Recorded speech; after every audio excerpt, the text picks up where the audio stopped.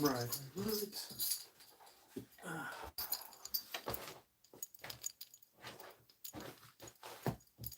Get my check, get my pens, and I think we've got everything we need.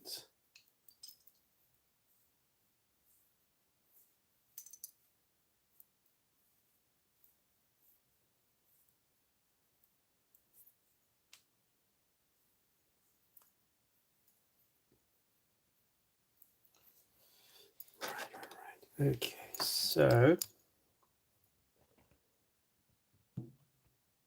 today we got one of these chapter pages, so should be fairly straightforward.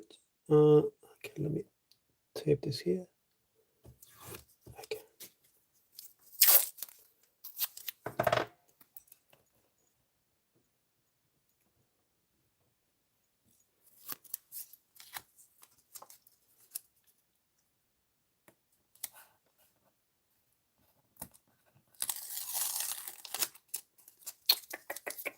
All right, let me try that again. Put it there. In the meantime, stuff out of the way.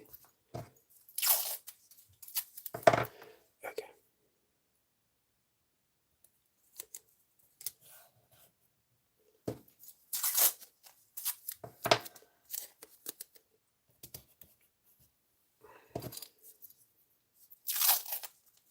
And a bit more tape here at the bottom.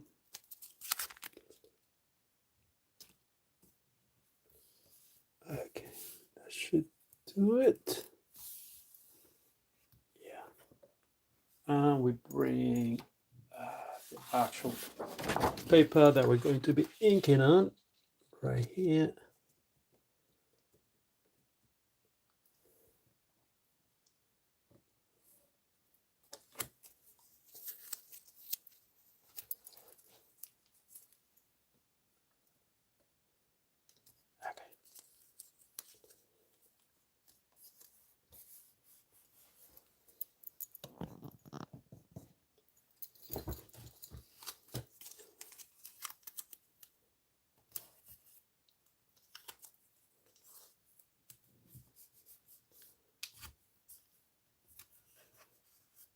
That should hold it for now, I think. Oh, this is the, I can't use that.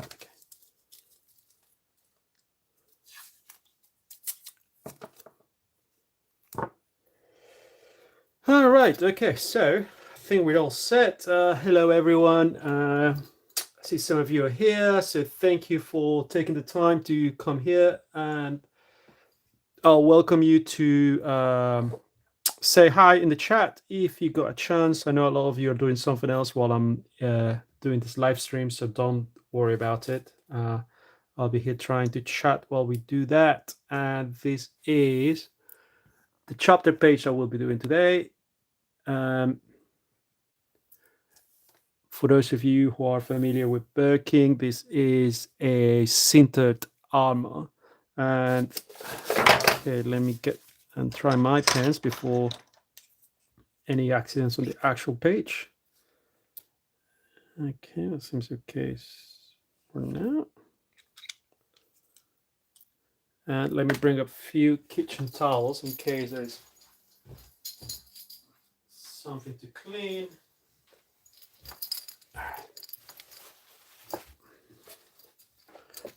Right, okay, and let me check on this pen as well.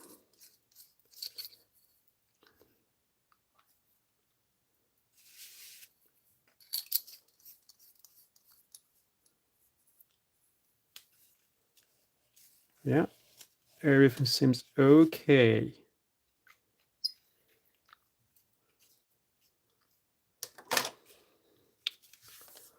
So let me bring you a lot closer so you can see exactly what I'm inking and you don't miss any of it, and I'll get to actually see what I'm inking too.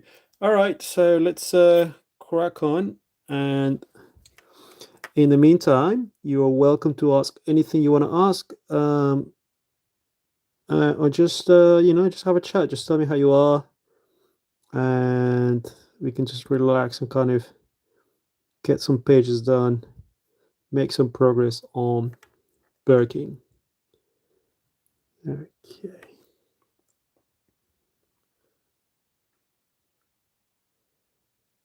Oh, hey, Coultons. Thank you. Coultons is back. It's always good to have you here.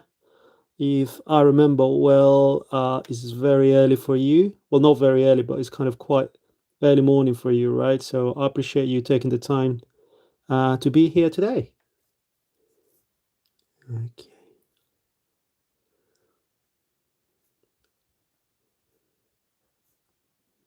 teeth right here.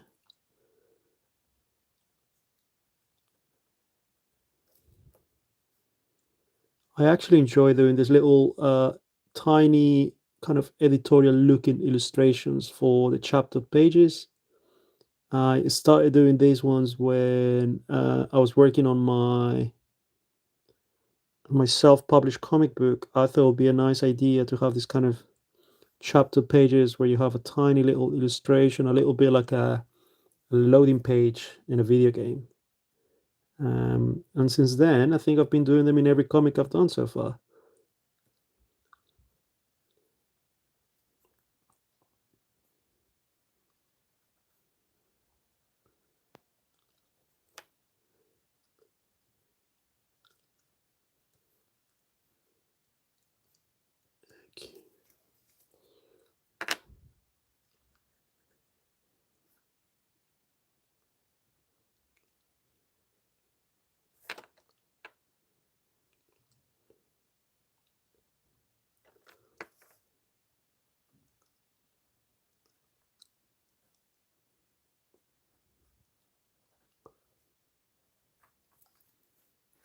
So this is supposed to be a kind of ceremonial warrior mask. So that's why it has a lot of kind of feathers and um, bones and things attached to it, but also supposed to protect you when you're fighting. So I love these scales you see here. They're made of kind of various aluminiums and metals.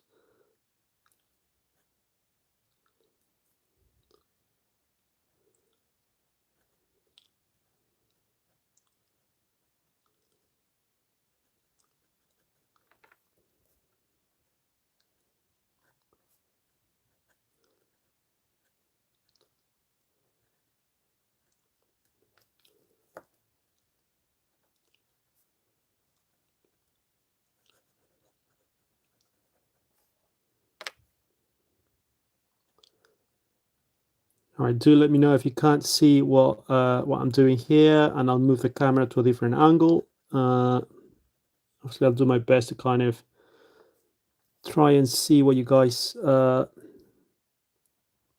can actually watch on here while I sketch. I need to find the right angle for the camera whenever I'm doing it. Okay.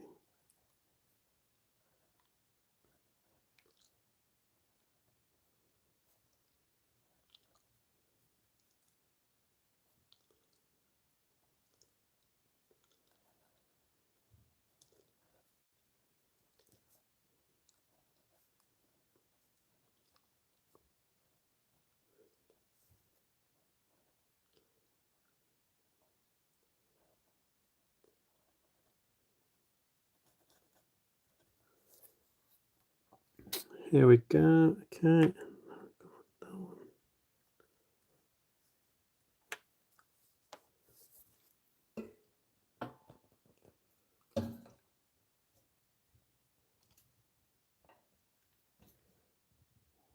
Okay. Apologies. The camera is shaking because I just hit it with my elbow. Okay.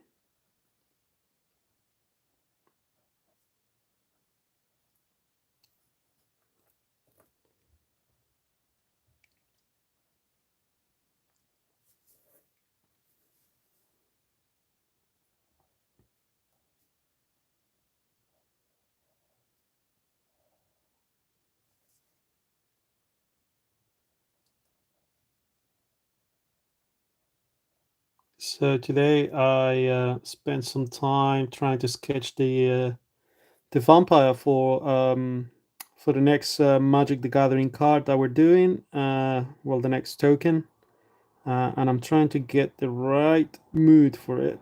I definitely want it to be a kind of Napoleonic looking general that happens to be a vampire. Not sure why I'm obsessed with that idea, but that's how I want it to look. So yeah, that's kind of what I managed to sketch today. I was also working on a few thumbnails for Birdking today. Um, uh, this book is taking a long time, but I'm definitely doing my best to enjoy the process of it. Uh, okay,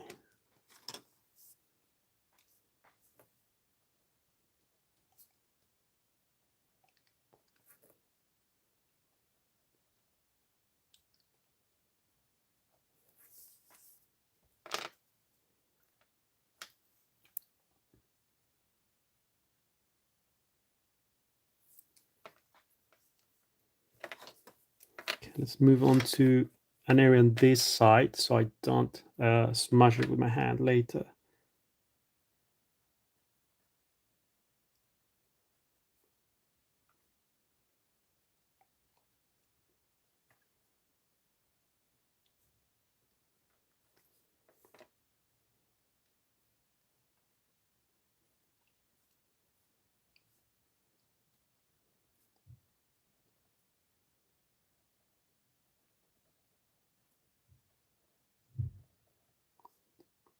Okay.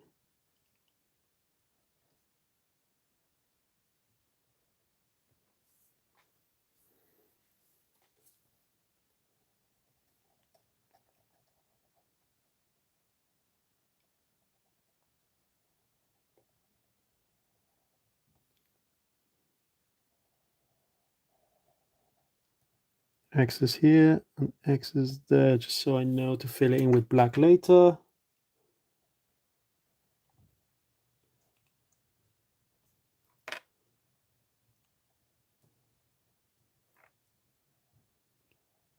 Here we go.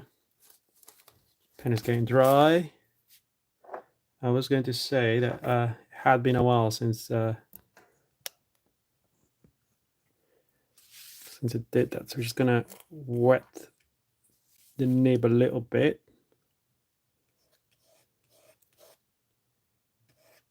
Get going, and we'll release a little bit of ink from the converter as usual. Go, we'll let it drip. That should do it. All right, let me make sure I cover this. All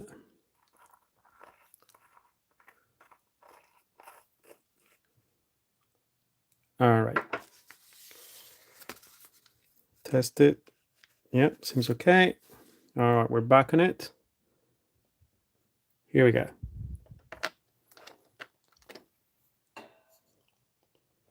Let's work on this pauldron here.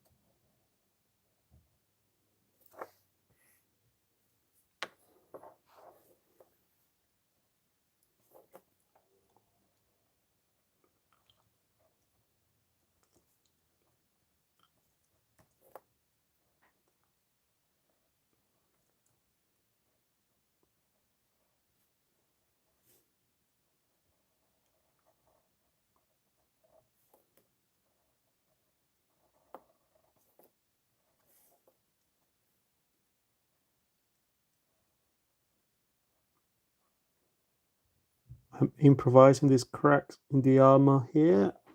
It's a little bit more ink than I would like, but it should be okay if I don't press the actual nib too much. All right.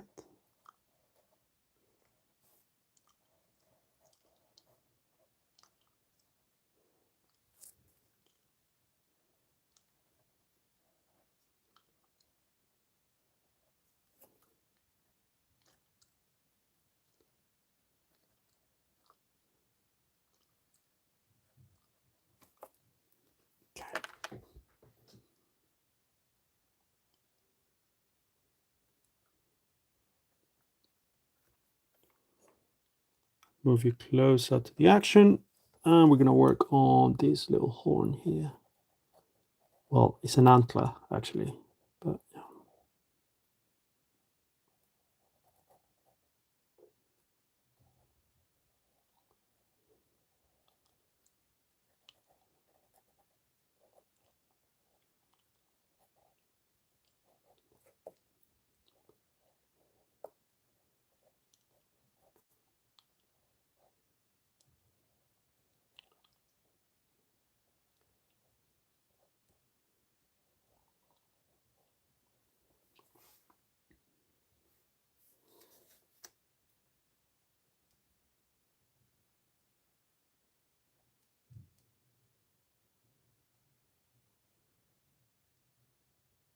You can see that every now and then I deviate from the original sketch. I guess you know, it's always rough, so you can always change anything that you don't like when you're inking it. So, and that's what I'm doing right now.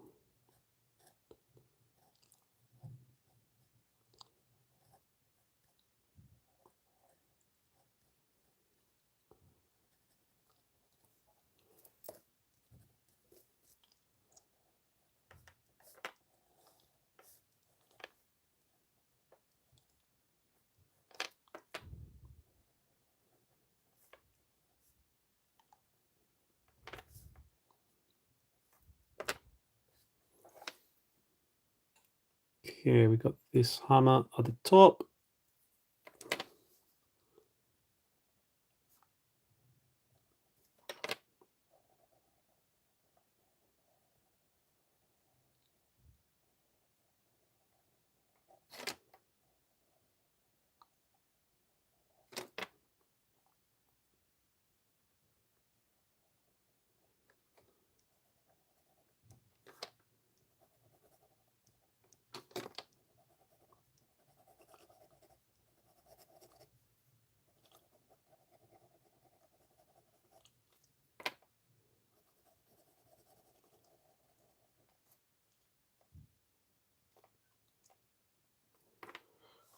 Follow that here. Okay, right here.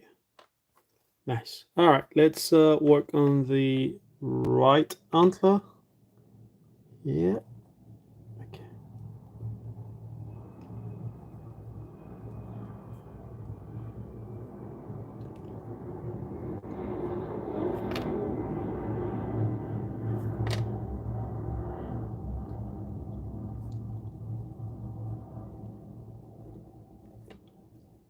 Okay.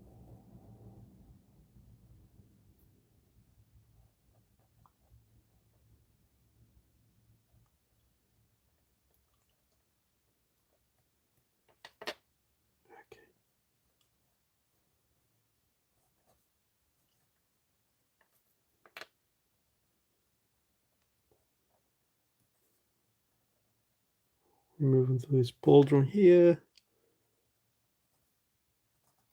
X, X, X.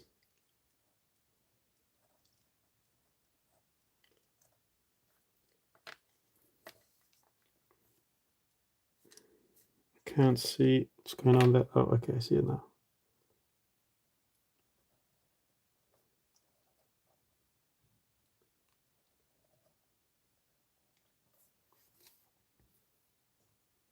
Move it closer so we can finish this here.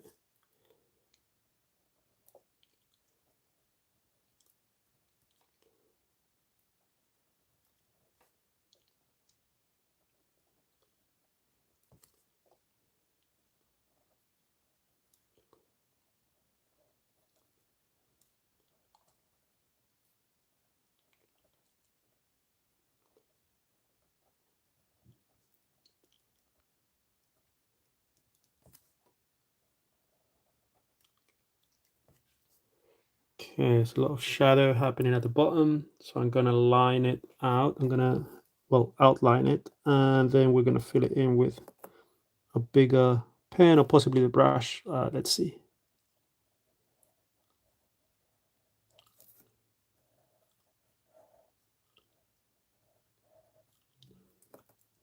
X, X, X.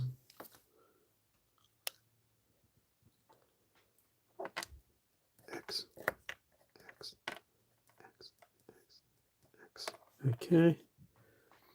Mooksville, thank you. Thank you so much. Glad to have you here. Thank you. It's just a tiny little chapter illustration, but since it's the only illustration on the page, we should make it interesting. Okay. There's a bunch of leaves here, like a little bush. Okay, we'll complete that here.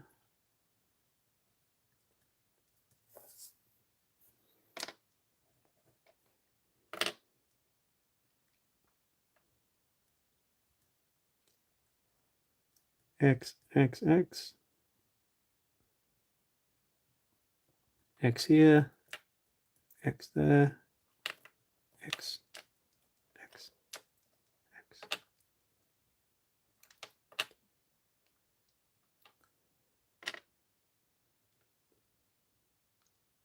Okay, let's bring in a bigger pen. So this is the one I've got right now that we've done everything with, and that's a fine nib. So we're going to put that aside. And we're going to bring the flexible nib, which means if I press it harder, it releases more ink, which is great for filling in a small bit and doing thicker lines. Danger is if you press it too much, you'll get a bit of a spill. So anyway, let's try it here. So yeah, at the moment, it's not releasing a stupid amount of ink. It's fine. This is okay. You can control it, and it still looks scrabbly, like kind of scribbles. And I kind of like to get that feeling where you can still see the strokes. So that's why I try not to use the big brush all the time. So you can still get this kind of little scribble textures in the fully black areas.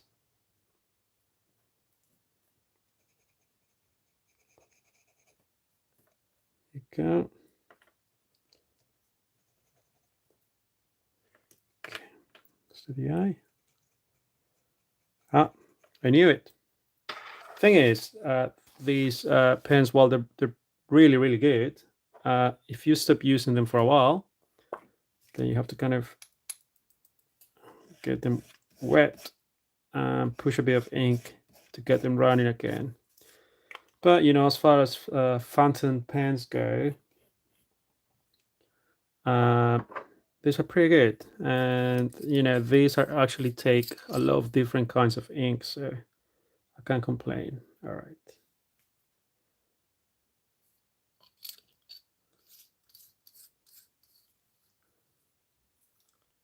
Here we go.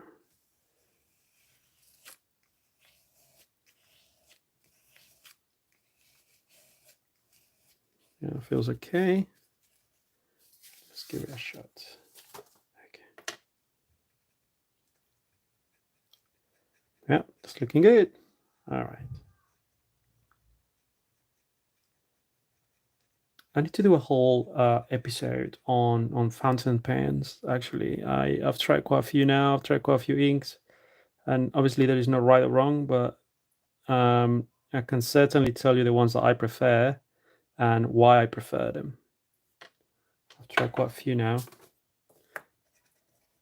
Okay, the ink is coming a bit watery, which is not good. I don't know if you can see it there. When you can see it's not as dark as the rest of it, so that's not okay. So let's push more ink into the nib.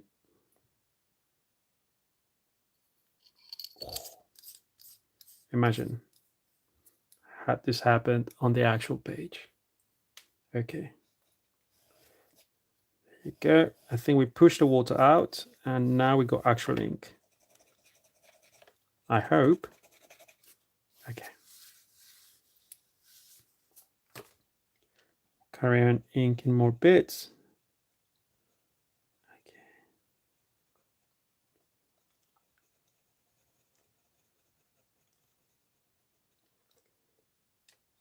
Okay, now we move on to this area.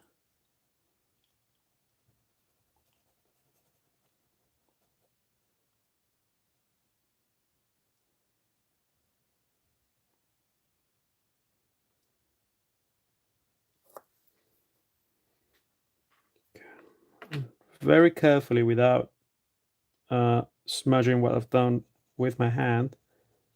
Try and reach this area of the helmet.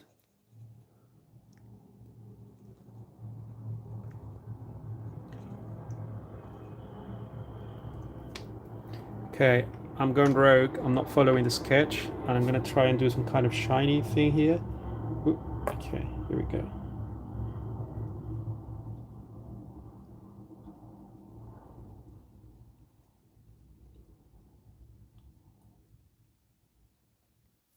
Yeah, that's okay, that works.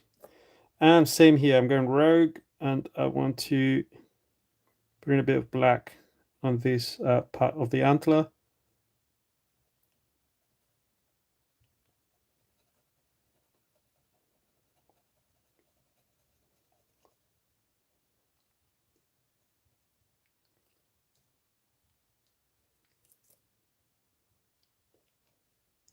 There you go.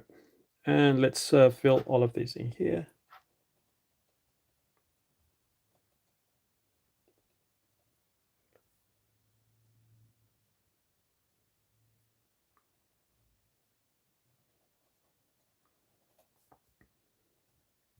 Again, I could be using the brush, which it releases a lot more ink, but it gives me less control and accuracy of where the ink goes. So for these kind of size that I'm doing and these kind of small gaps that I'm filling in with black, it's easier to use a flexible nib fountain pen here.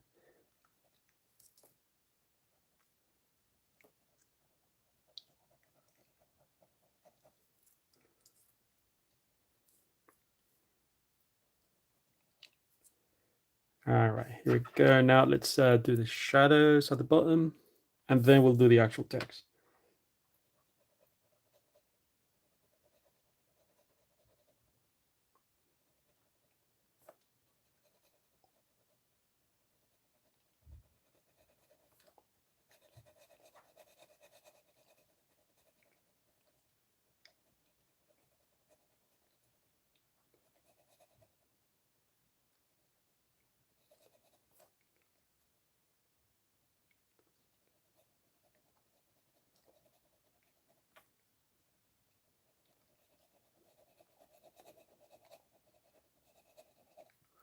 I'm so used to that scratchy sound now that I find it quite relaxing. I'm not sure if some of you find it annoying, and if you do, I apologize. But I guess I hear that a lot, so pretty much every day. So I find it quite relaxing now.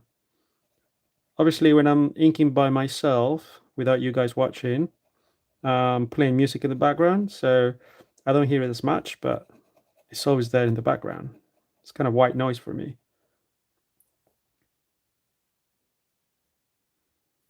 All right, so Cool Tune says he thought it was a dead adventurer. I mean, yeah, it is a dead adventurer.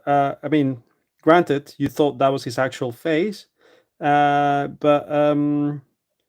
it's an actual helmet, like a ceremonial helmet. So you can see the little kind of scales and falling out of the back, and it's got the antlers attached to it.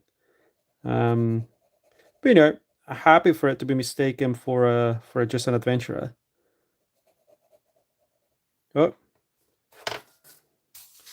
it's getting watery. Let me check. Let me see what's going on. Oh, actually, it's getting dry. Let's see.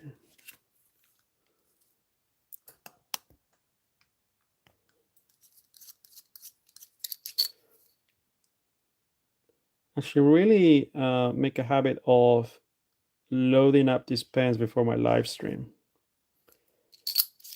And for that, I apologize, but at least you get to see the actual process of it. If I was using a dip pen, you'll see me dipping in this every few seconds. So I think this is a lot better than having a dip pen. Betweens, hello. And I'm good, thank you. Just I've had a very productive day today. Thank you. How are you? How's your day been? I've done a lot of work today, and when I do a lot of work, I feel great. I'm not gonna lie. If for some reason I have days where things don't work out and I don't get as much done, there's a part of me that feels a bit upset about it, and I know I shouldn't, but that's kind of how I feel. So today's been a good day. I've done a lot of work, and the live stream, as always, every Thursday when I try to do it, is kind of the end of my days when I relax and I sit here and I chat to you guys after doing as much as I could with everything else that I'm doing. So yeah, okay. That's so nice of you to ask. Thank you. All right, so we'll finish this up here. Try and add some shadows here.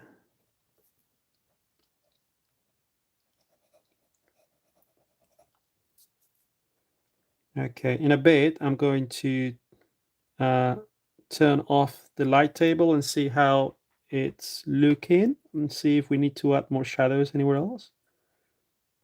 But I think that will do it. All right, let me move the light so you don't get that weird shine.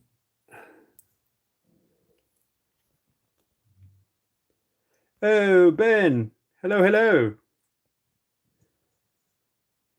You had breakfast with a fellow CROM fan. I was trying to. Let me read this properly. You tried to sell him Birdking. Oh, I see. I love that. I love the fact that you were trying to get him into Birdking. And if I read you correctly, they were already into it. They were already fans, so they knew about Birdking. And I found that fascinating. I love that. Well, Ben, thank you for being out there, spreading the good word, and for trying to kind of indoctrinate people into the Chrome work. I can't thank you enough for that.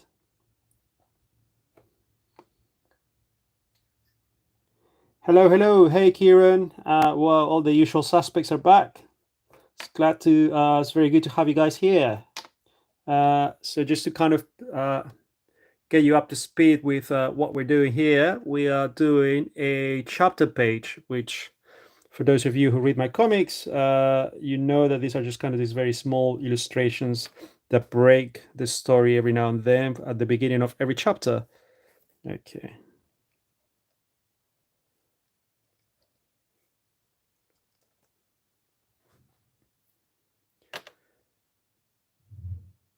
And that is so cool that Ben tried to get this person into my work, and they already knew it. Stuff like that really amazes me of the power of the internet and the power of publications actually reaching out in different corners of the world. Okay. Cool tunes, yes. Obviously, I've been very influenced by Mignola, and skulls that the skulls that Mignola does. They're really cool. So I used to draw them when I was at university quite a lot, and it's definitely there. I can't deny it. When you draw something so much, it kind of stays with you. All right.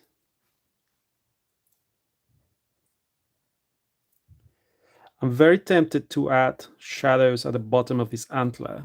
And I didn't plan for it, but looking at the other one, it feels a bit off now. So bear with me while I wing this.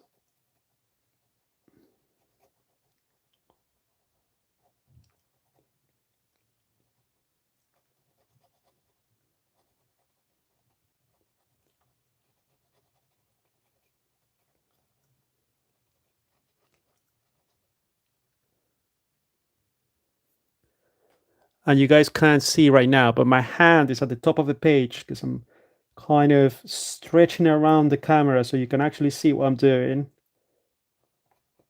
Obviously, I wouldn't normally do it like this, but I want you guys to see what I'm doing, you know? All right.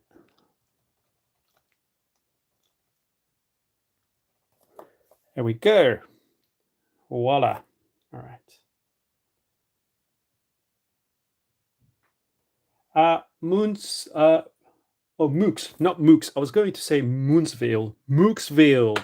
Don't worry about it. You can ask as much as you want, even if it's been asked 1,000 times before. The pen that I'm using here is an Indigraph pen. Ooh, you can't really see it there. Yeah. I mean, you can barely see it there, but it says Indigraph there. And uh, it comes with different nibs, and this one has the flexi nib, which releases more ink as you press it and you move it. These are kind of my main fountain pens that I use for inking my comics. And the reason why I use them is because, in difference to any other fountain pen, you don't need to put fountain pen ink in this. You can actually put any kind of ink in them and they won't get clogged. So that's why I use them. And I hope that helps. If for some reason you really need to find out about them, just let me know and I can put a link below on the video later on. Okay. Oh, Betunes, you're asking me if I check Ultra Mega? Yes. I don't know if you remember, my issue with it is that I was trying to get it from my comic shop and they were always sold out of it. So last time I went there, they didn't have it. But on my last tour in France, I don't know if you guys know this, but in France and, well, in some comic shops here in the UK as well, when you sign books for them, they have a tradition where they let you pick any book you want from the shop and they let you take it with you. So I got given volume 1 of Ultra Mega. Issue is the French version. So that is the only problem I have with it. The art is beautiful, and you can see all these crazy panels, all the amount of ink that they use in this book. Every page is an absolute joy. I'm slowly working my way through it. My French is incredibly basic, especially when it comes to reading it. So, yeah, I'm using it as an excuse to learn and improve my vocabulary in French. But look at these beautiful pages. Look at that. Look at that panel. Beautiful, inspiring stuff. So, yeah.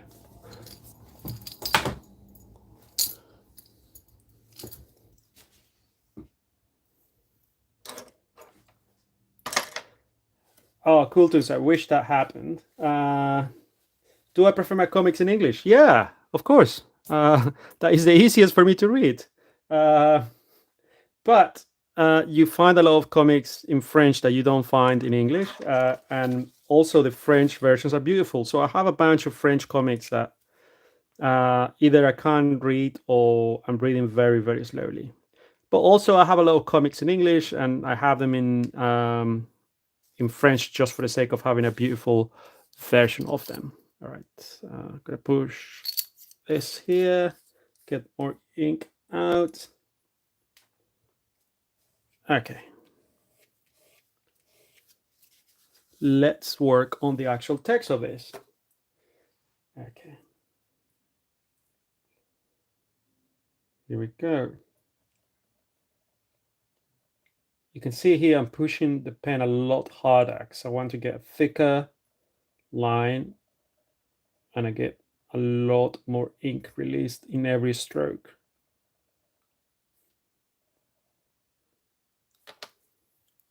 I'll bring you guys closer so you know what I'm doing.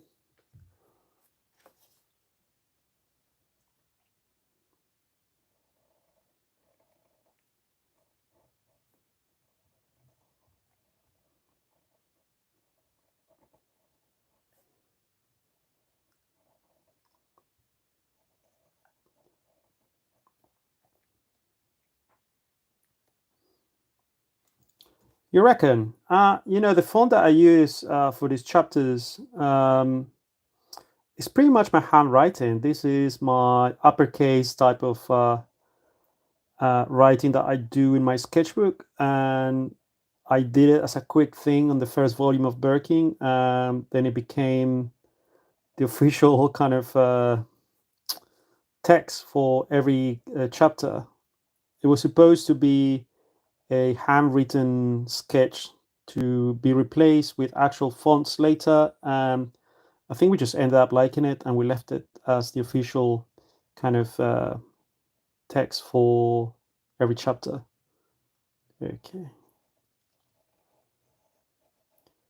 Guys, I can feel the actual ink drying up. I can feel it. I know what's happening.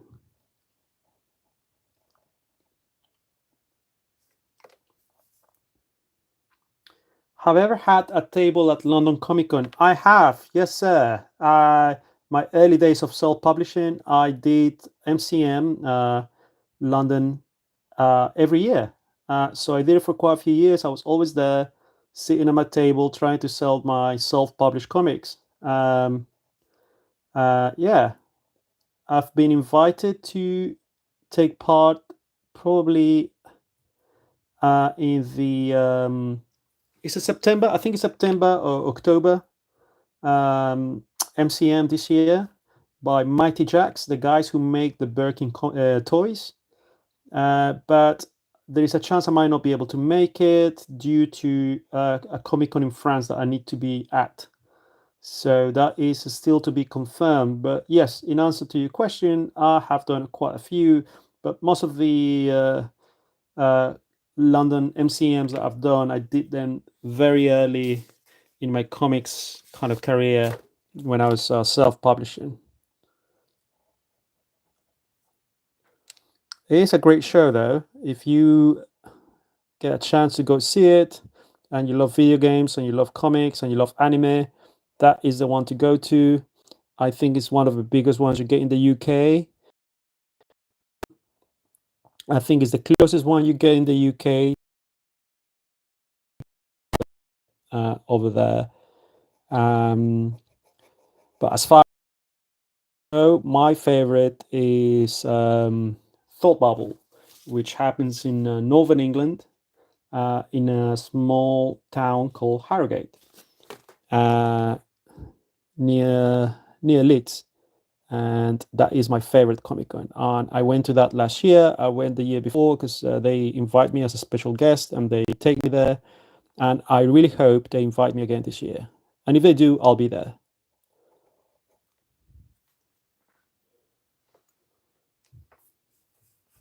Oh, nice. Yes, Kieran. I'll definitely go to the May one as a punter if I get some tickets. 'Cause it's always nice to kind of just visit the event and just have a look and see what people, what other comic artists are up to. And also, I happen to live very nearby the event, so it's very convenient for me. Okay. We got. Let me see. Cooltons, how do you feel once you sold your first book? That is a good question. Let me tell you about that. But let me get a charger because my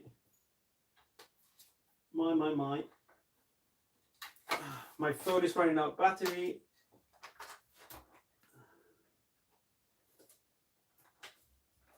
Just 1 second. Here we go. It took me a while to find the right one. So, how do I feel about selling my first book? The first Comic Con I went to was Thought Bubble, and that was many years ago. And I had printed 100 copies of my self-published book. And I couldn't sleep the night before because I thought, what if I go to this Comic Con and I have my table with my books and I never sell any of them, and people hate them, and I got all kinds of anxiety the night before. But obviously, I was there. I had to do it, and the only feeling I got when I sold the first book was an incredible sense of relief that people were willing to spend their money on my comics, and I didn't have to convince them. I didn't have to hard sell them on it, and I just felt very relieved that that wasn't the case, and that obviously within the first 10 books that I sold, I felt incredibly happy, and it encouraged me to carry on and just kind of keep on making comics. I had a very good Comic Con that year. I sold out of all my books, all 100 books. I sold them at that Comic Con, and I was a new guy. No one knew about me, so that was a good sign in my books. All right, so that is the chapter page. Look at that. I'm pretty happy with that. I'll have to scan that and add some colors. So we're going to set up another page here if you guys are up for it. I'll understand if you guys have anything, if you have more stuff to do today and you can't stay here, but I still have more time and I would love to do another page. So let's move this out of the way and I can chat to you in the meantime. So yes, Kieran, it is a lovely feeling when people actually appreciate your art, especially at the beginning where you have no idea if you've been deluding yourself into thinking that your art is interesting and that you'll find an audience. For all I knew, I was just hyping myself up about my work for no reason. There is always that fear in the back of your mind that your friends and family have been lying to you, and no one really likes your art. And and that's fine when you do it for yourself. But the moment you're out there trying to sell it to people, that's when it gets a bit real. That's when things get a bit much. But yeah, the relief of seeing people actually picking up my book at Comic Cons and exhibitions and commenting on it about how they liked it, and like I told you, spending their money, their hard-earned money on my books when I was no one, and there was no guarantee that they will have a good book in their hands. That to me, it was an incredible sense of relief and happiness. All right, let's get another page out here. I need to get another paper.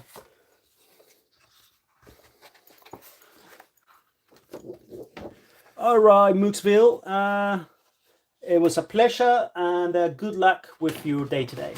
And thank you for stopping by. All right, let's add another piece of paper here. I'm gonna work on this page. Okay, I'm running out of paper. I need to order more. Okay, we're going to tape this here. But anyway, Comic Cons. The first Comic Con I went to that, well, not that I had a table at, but there was a Comic Con. All right, let me rephrase that. Sorry. The Comic Con I went to, there was a Comic Con in London. I think it was called, what was it called? It was called Kapow, I think. And it's a very old Comic Con that they used to hold at this convention center in an area of London called Angel. And I went there and I felt incredibly inspired by everyone there trying to sell their comics. And I set myself the kind of goal of having a comic ready for the next Comic Con that was available. So I subscribed myself to Thought Bubble at the time with a few pages from a comic that I was kind of doing on the side. Oop, I used the wrong tape. This is really bad. Sorry, guys. I got distracted. Okay.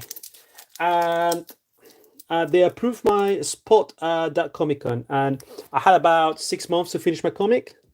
And it was a good push to actually get the comic done, because if you don't have any actual deadlines, if you're doing a comic just for yourself, you don't really you're in no rush to finish it, and that can be a dangerous thing if you're trying to finish your comic. So signing up for a table at a Comic-Con back then, it was really helpful, because you give yourself a deadline, and if you don't finish a comic, then you'll have to sit down on a table that you pay a lot of money for with no books. All right, here we go.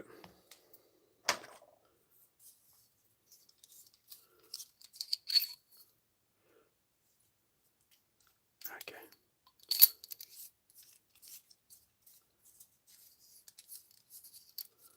I don't trust this. Let me see. There we go. All right, we got Cool Tunes. Why don't you ask the stream a question just to liven up the chat box? Why don't I? Okay, yeah. Why don't I ask the chat room a question? Thank you, Cool Tunes. I think Cool Tunes is the official chat manager. So the chat manager wants me to ask a question from everyone. And my question is to everyone. If you ever been to a Comic-Con, what has made you look at a comic that you know nothing about? What is the thing that calls you to a comic that you don't know anything about? And what would make you buy it? You know, I'm always curious about the people who spend the money on this book that I created that no one knew about. And I feel like it took a lot of faith in a stranger for them to do that. So tell me, what's the kind of first thing that you can uh, go to buy a new comic that you don't know anything about? What is it that makes you buy it? Okay.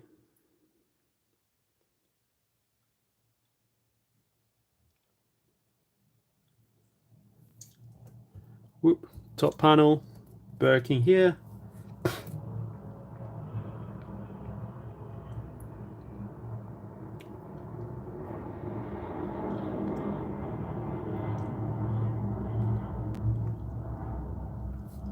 X, X, X.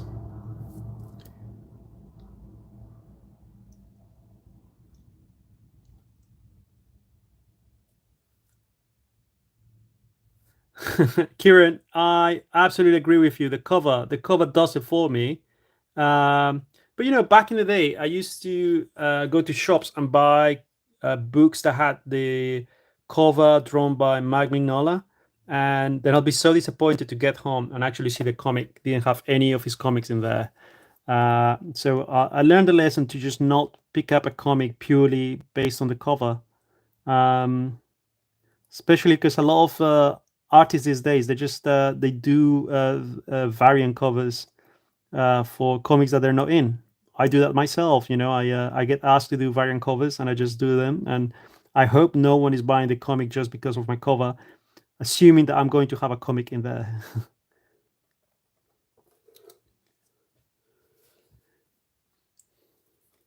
Okay, so Cool Tunes hasn't been to a Comic Con yet, but yeah, you're also about the cover. It's all about the art style. Oh, I see. So you want an art style that's similar to yours. Okay, yeah, that happens a lot. If you're an artist, there's a part of you that wants to get comics that will inspire you and that will help you kind of study your style a lot more. So I get that. I did that a lot myself. Yeah. Okay.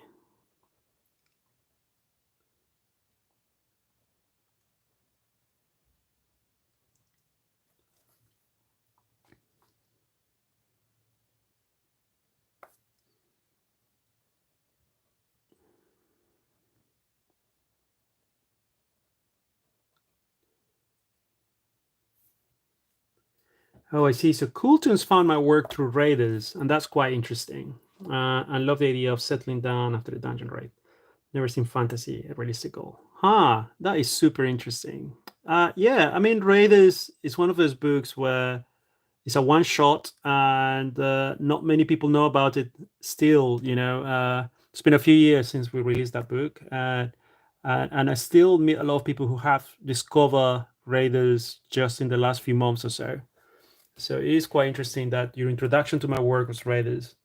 I have a soft spot for that book. I worked really hard on it, and I was so excited to see it out. That was my first book with Dark Horse Comics, and it was kind of a dream come true for me, you know, to publish with Dark Horse, and especially with like an indie kind of book that meant a lot to me. Okay.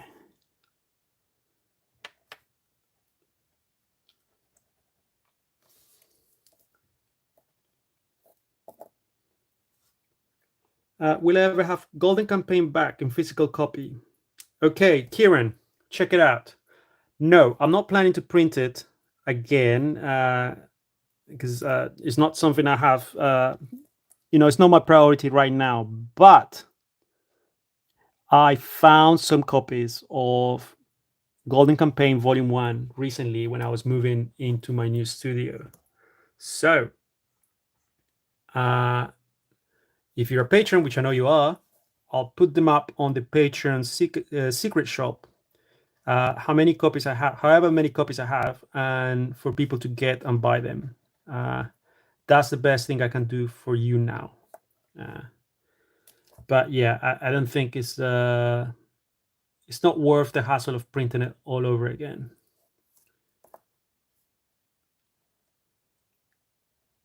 But yeah, I'm also, I know that you prefer physical copies. Well, for those of you who are actually listening to this conversation, and you don't have this preference for physical versions like Kieran or myself, I sell digital copies of Golden Campaign, my self-published comic book. It's on my website. You can just buy it there. Obviously, it's a lot cheaper, and you can just download all 3 copies of it, all 3 volumes, and you can read them. Okay. Nice. Okay. So it's good that you reminded me of that. I'll go and find those copies this week and try and list them in the secret shop at some point, so you can actually buy them. Okay. I'll tell you what, another silly reason why I haven't released any of the old copies that I found randomly in my studio is because those copies were released when I was just a self-published comic artist trying to make a name for myself, and my name wasn't fully CROM yet, so you have my full real name printed on the actual books. And I kind of want to avoid having that out there in the public, but hey, it's part of the history of it, so I can't help it.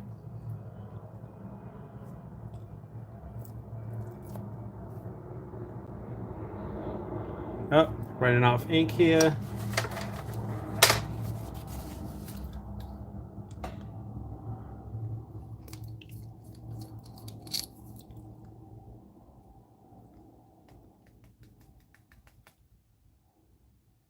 There we go.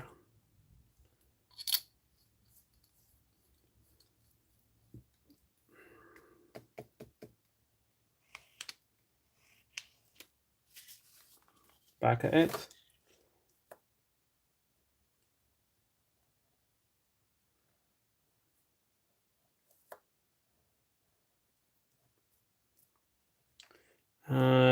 Let's go ahead and ink the blank bits, the black bits right away. All right, we got a question from Cooltons. Why don't you share your name or your face as a published artist?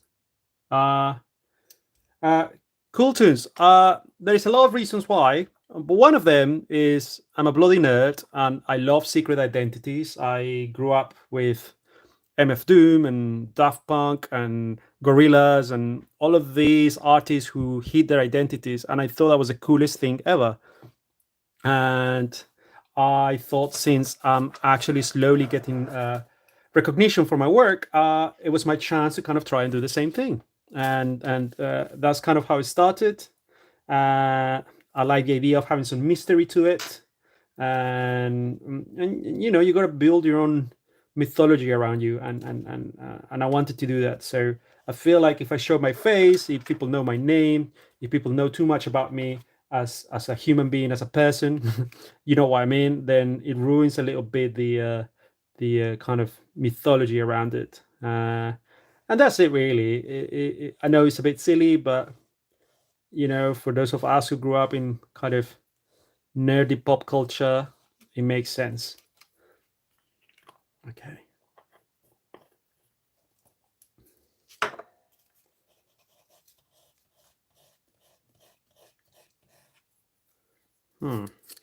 Have we got enough ink here? Whimsical indeed. All right.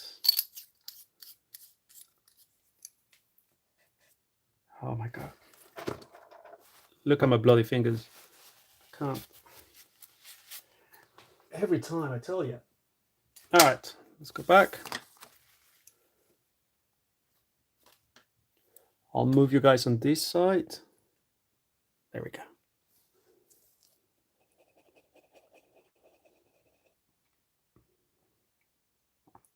Oh, Kieran, the mask. Half and half. I drew the mask and I contacted a kind of cosplayer guy who makes these kind of masks all the time, and I paid him to create a custom-made mask for me. Um, we kind of worked together. I told him what I wanted. He created a few kind of mock-ups of it, and I corrected a few things and told him exactly what I wanted. And he created the mask that you know and you see me with now.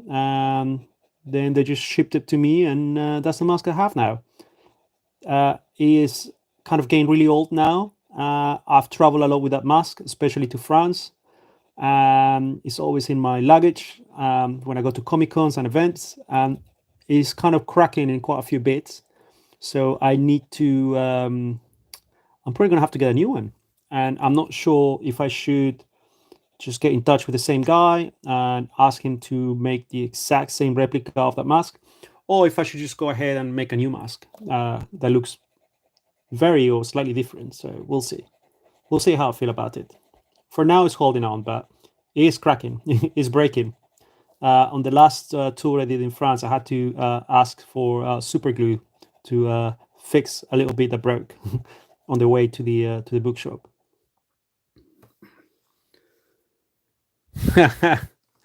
I like that. I like the idea of some dark blacksmith making my mask.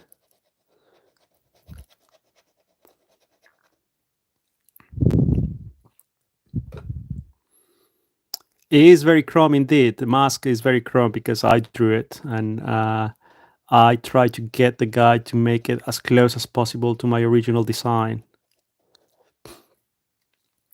It is very battle damage indeed, yes. Also, when I first got it, it was very difficult to breathe in it, and I had to kind of rip off bits from the inside. It had a lot of what's the word? Insulation inside that I had to remove because it was so hard to breathe and it will get really hot. So I'm basically, I kind of broke the mask a little bit myself on purpose, just so I could breathe. Also, when I'm chatting to people in book signings and stuff like that, my voice sounds very muffled and it's very difficult to have an actual conversation when I have the mask on. Okay. Here we go. Okay, that's okay. If I can just add more stuff, some texture here, some lines. Let's move on to the next panel, which is exactly the same panel right here. Jonas, that is a good idea. I thought about that. Very expensive idea, but definitely a good idea. I would love to have a whole rotation of masks that I can wear in different circumstances and different events. That would require a big budget, which I don't have, but that is the dream. Imagine just having a little walking in wardrobe with a lot of CROM masks, different ones, maybe a golden one for awards and events, and maybe a fully silver one, like a CROM one. Oh my god, what's going on here? Okay.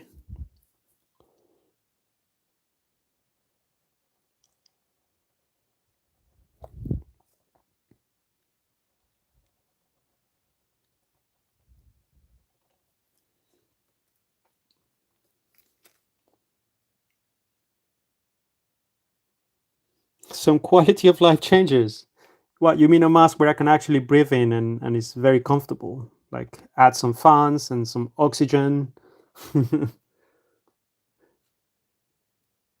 Oh, rows of masks, yes.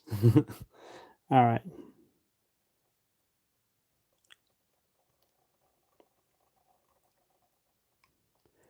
And originally I wanted to make the mask myself, and I attempted to make a mask in like what do you call it when you put together paper and glue? It's like paper mache, I think. and it just looked like a kindergarten mask, and I would be too embarrassed to wear that. So that's when I decided I had to hire someone who actually knew what they were doing.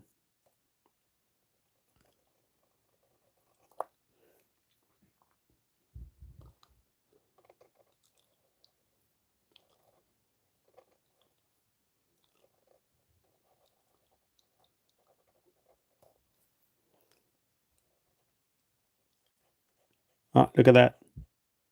Ink is not coming out. Guys, are we going to have to load this pen again? Looks like we might. Let me see.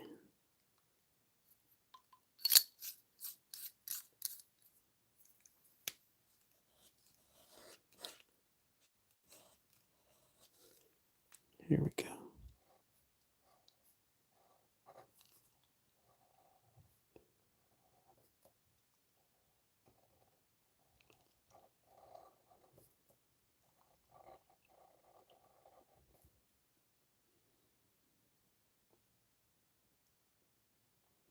Oh, Ben. So which artist do you have masks of?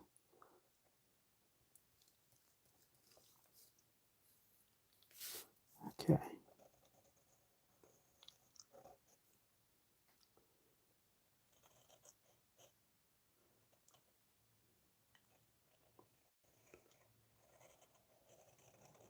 Got a flame here. Okay.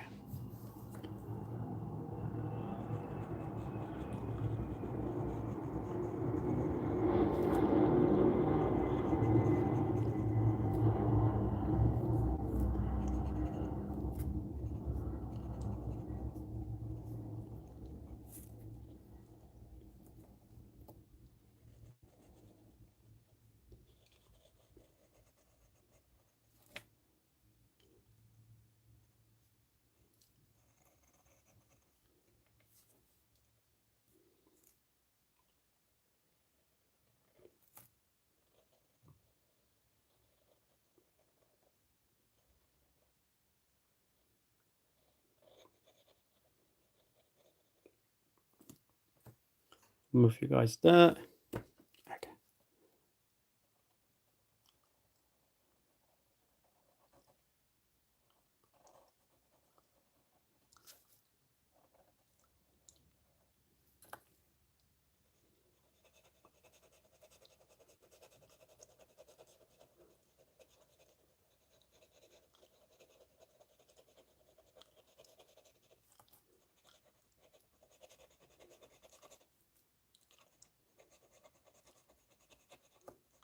Well, it's drying up. It's drying up. Okay. Come on. Don't do this to me. So, Jim Davis uses some sort of ultra black paint. He has nice big horns. Whoa. Jim Davis. All right, I'm going to look it up. Jim Davis. So, if I understood you well, you bought some masks from this Jim Davis guy. And do you just decorate your house with them, or do you actually wear them to go to events? Tell me. Because I might be on the lookout for a new artist to commission to get my new mask made. Okay.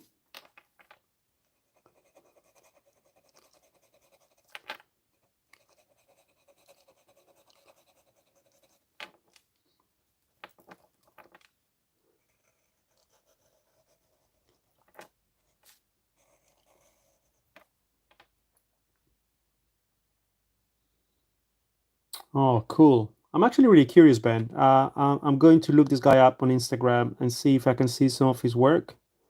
Sounds really cool. Um, and yeah, I love masks. I don't know what it is about masks. It's just the idea of hiding your face and kind of becoming something else, you know?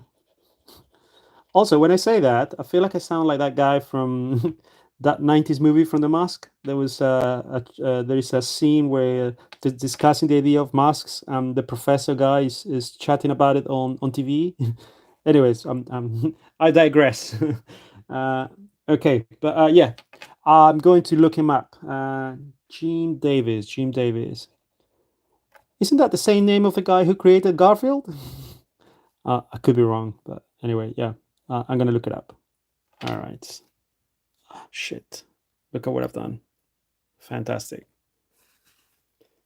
All right. I don't really know if Kieran is laughing because I'm right or because I got it really wrong, and that's definitely not the name of the guy who created Garfield. But all right. I'm gonna move on. No, I can't. I have to use this paper because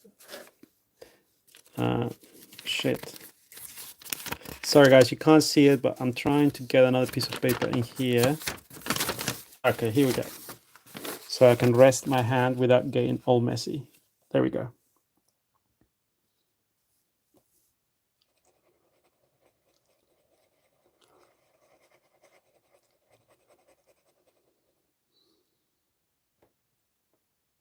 Oh, you were laughing at the Mask movie, so you got my reference. To be fair, it's a really old movie, and I'm not sure if you remember the scene I'm talking about, but I watched that movie when I was a kid on VHS, and I'll just never forget that bit where this guy is trying to be all intellectual about masks.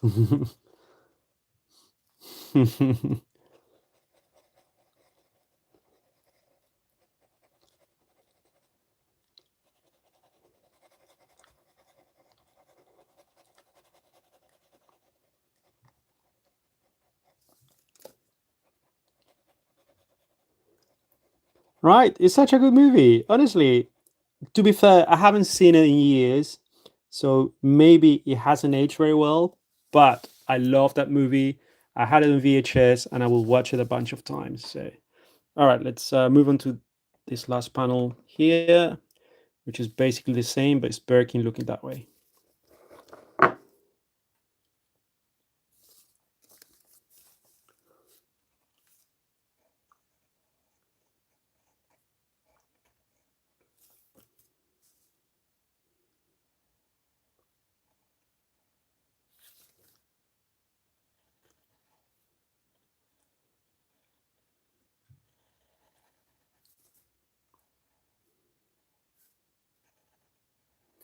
Also, it was the 90s, so I can't remember how bad the CGI in that movie was, but in my memory, the CGI was pretty cool. But I'm sure if I watch it again, I'll see how bad it really was.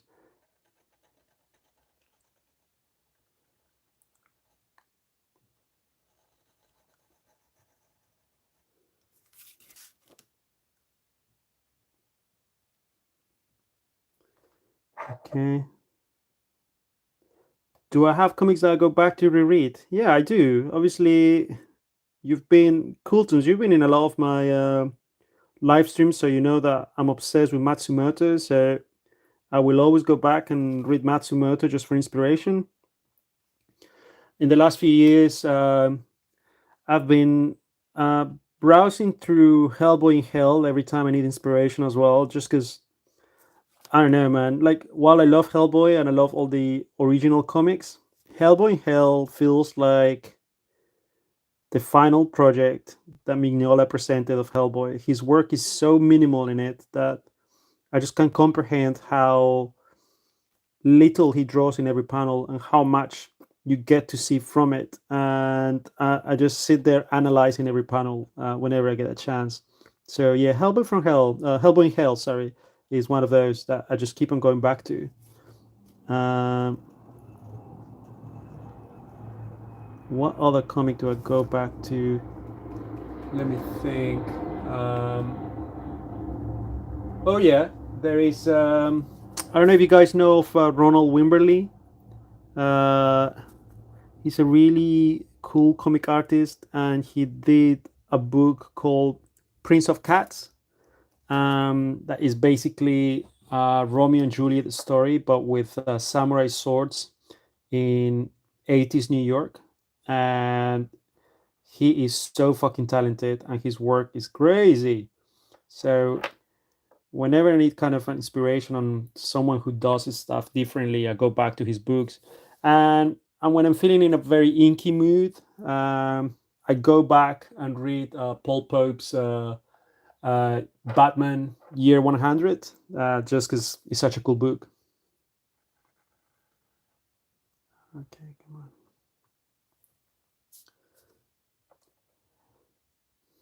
All right. So Coulton says he loves Hellboy in Hell. Okay, great. Yes. All right. Yeah, absolutely. Yeah, you get it. Um, Between says I used to do Stormtrooper comic. No, oh yeah, I used to do a Stormtrooper comic. Yes, I did. I published a Stormtrooper comic on Patreon in the very early days of Patreon, when I was trying to get Patreon to support me so I could make more comics. And obviously, one of those comics happened to be Birdking, but another one of those comics was a Stormtrooper comic that I wrote about corrupt Stormtroopers.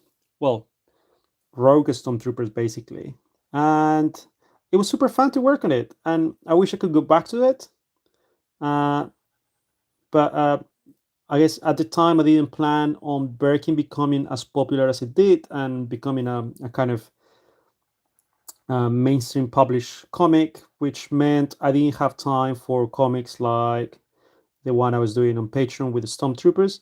But I had a lot of fun working on those comics, and I'm a Star Wars fan as well, so it was kind of a bit of a playground for me to kind of draw my favorite Star Wars kind of looking Stormtroopers.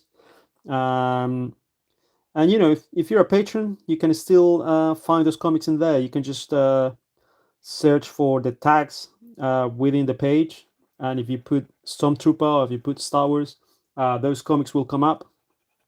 I really enjoy making them. Yeah, I'd love to go back to them at some point. Okay.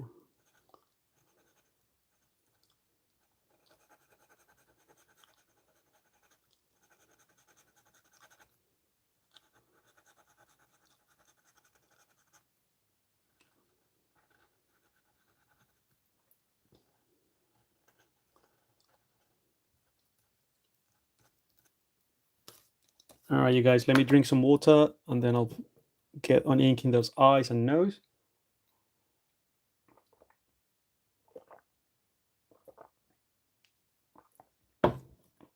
All right.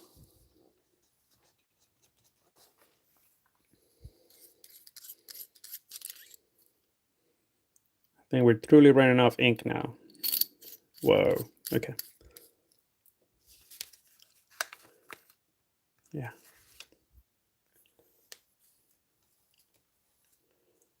Here we go.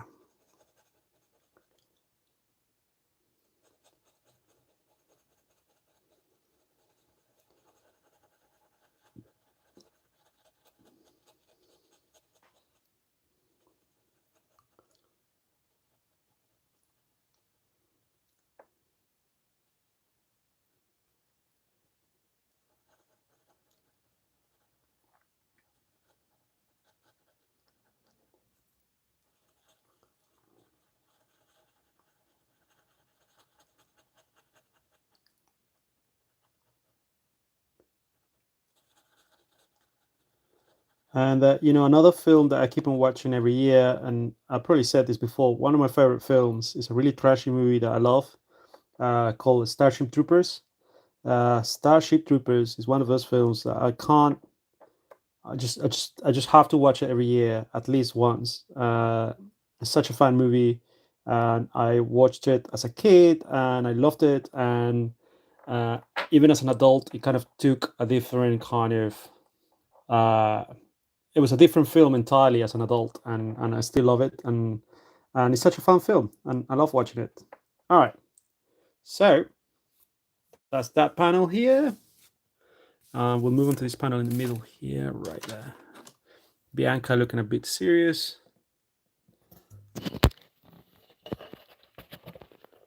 There we go.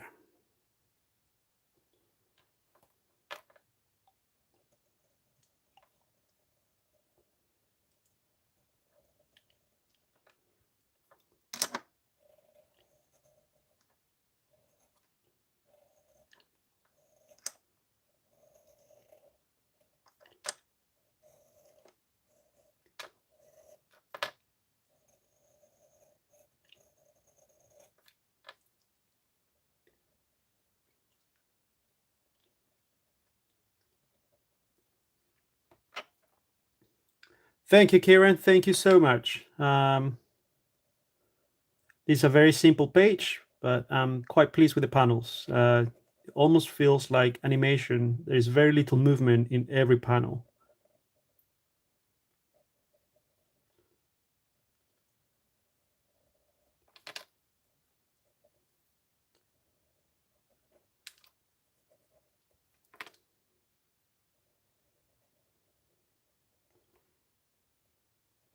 Also, I do this thing where I cut Bianca at the bottom of a frame so she looks shorter.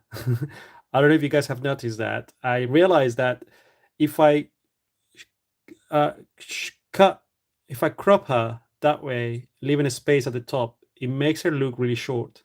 And I kind of like doing that. It's a funny kind of little tiny. Well, I don't know if it's a visual trick or it's like probably something that they do a lot in movies, but it makes her look a lot shorter than she actually is.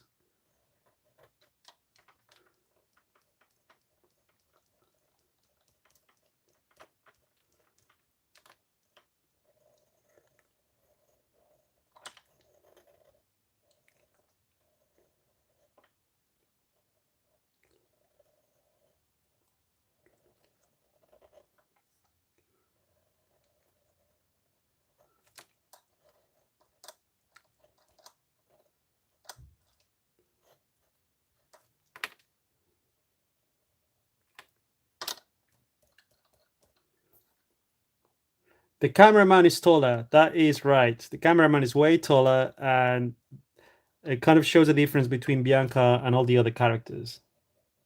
She's very short.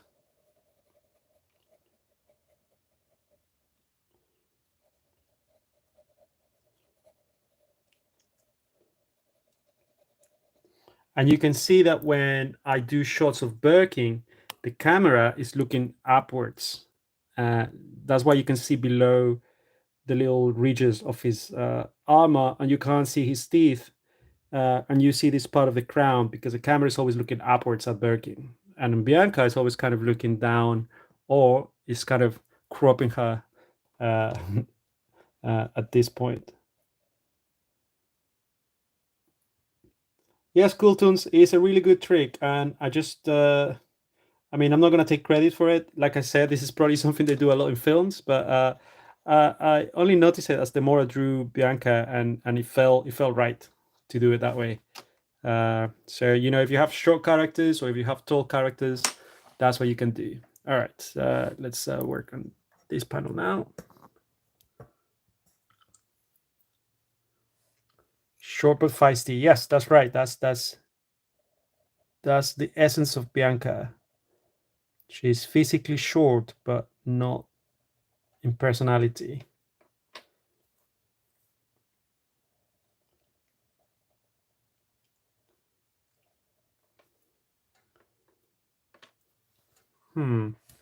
I'm not too crazy about this rough that I did for this panel. Let me see if I can change it, although it's dangerous, right? Okay.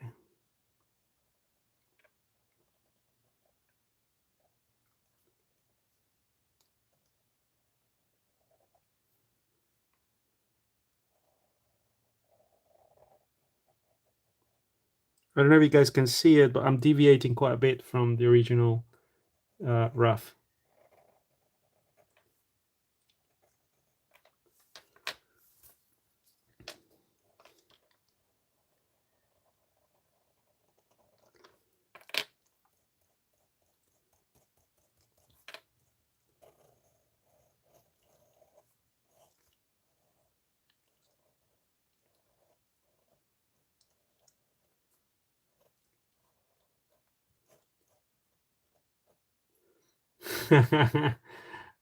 Yes, Kieran. I also watched the extras from the Lord of the Rings DVDs, and that's probably where I got the idea from.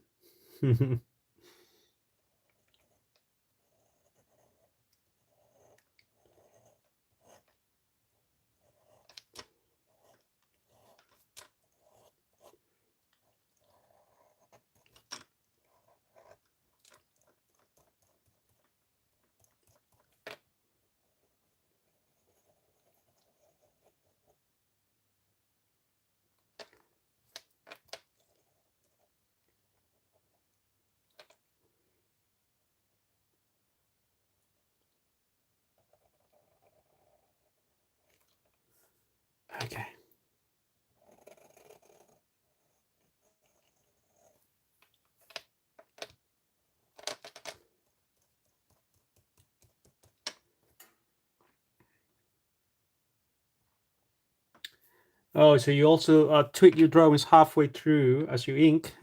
Yes, it's a dangerous game for sure, but it certainly helps sometimes. It kind of keeps a bit of that looseness to the drawing, but scary though, because you could basically mess up the whole page, and it's great when it works out, but when it doesn't, then you just have to patch it up and draw the whole thing again. All right, so this happens to be one of those cases where it actually worked out. Yeah. Oh my God, guys, have I just realized I've been putting my hand all over the page. Can you see those little smudges everywhere? Oh, fucking hell. Fantastic. Well, I guess I'll have to paint those with white. Oh my God. I don't know if you guys can see it, but it's a real mess. And it's all my fault. All right, let's see. Oh, fucking hell. I tell you. I mean, you guys have been here long enough. This hasn't happened to me before, but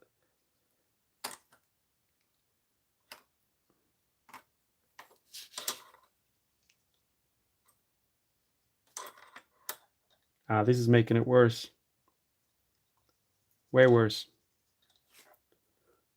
I'm gonna have to let it dry and then try and patch it up, but it's not looking good, guys.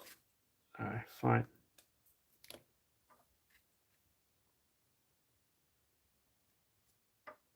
Yeah. All right, guys. Well, let this be a lesson in what not to do. Fucking hell. All right. Let this be a lesson in what not to do.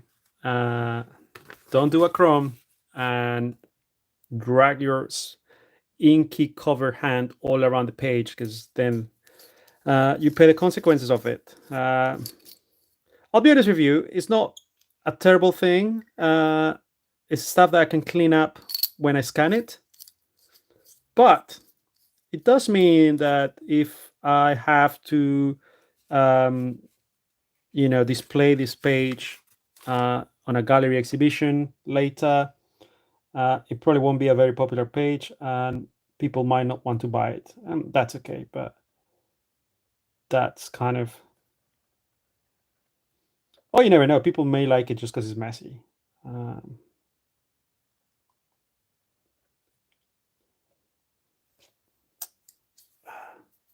Man, that was such a rookie mistake. I tell you. Let me get a bit of paper, clean paper.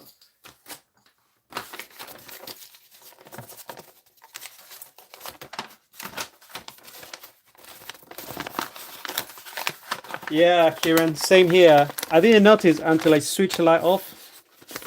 And then I just realized my stupid mistake right after.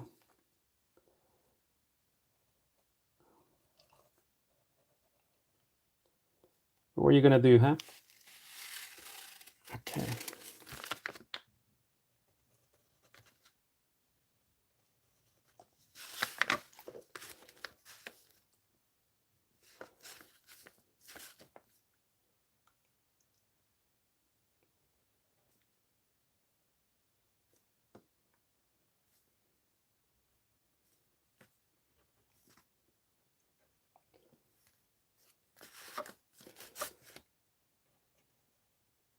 All right, guys, I'm a little bit upset about it. But at least you guys saw the reality of making comics. Sometimes you'll have accidents, and it will bum you out a little bit, but you just have to keep on pushing. I'm trying to make this into a learning experience for all of us.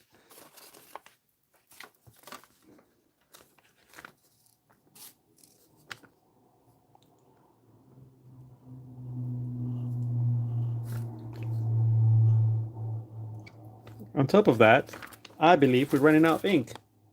Fantastic. Okay.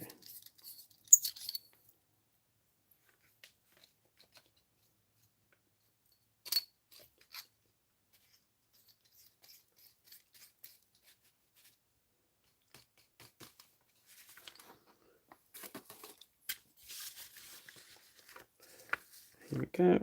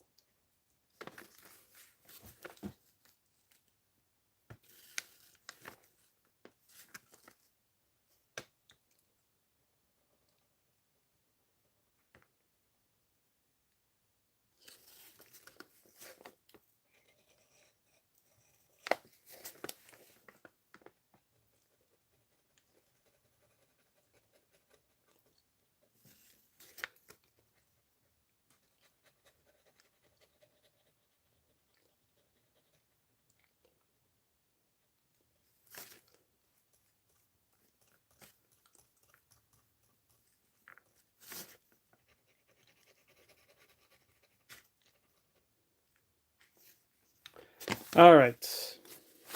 Let's see this smudge page that we have here. All right. It's okay. It's not terrible, guys. It's not the worst. It's not great either. What to tell you? It is what it is, you know. You can see the smudges all over the page there. Oh god, it's not great, but I can save it.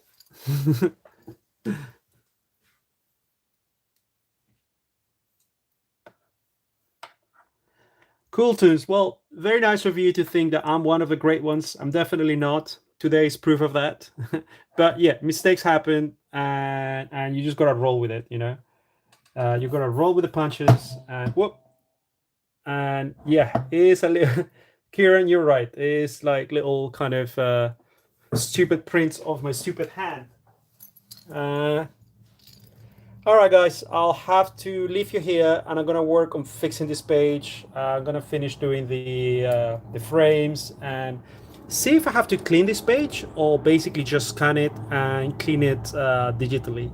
But the page is done basically, so yeah, let's not get too bumped out about it. It is what it is. Shit happens. All right. Well, thank you all very much for being here. It's always a pleasure. It makes my work a lot easier having you here, having someone to chat to while I work on my stuff. Hopefully, I won't mess up the next page the same way I've done with this one. And yeah, what else can I say, guys? I'm glad you were here to see me fucking up. See you all, guys, on the next live stream. And it's always a pleasure to have you here. Bye.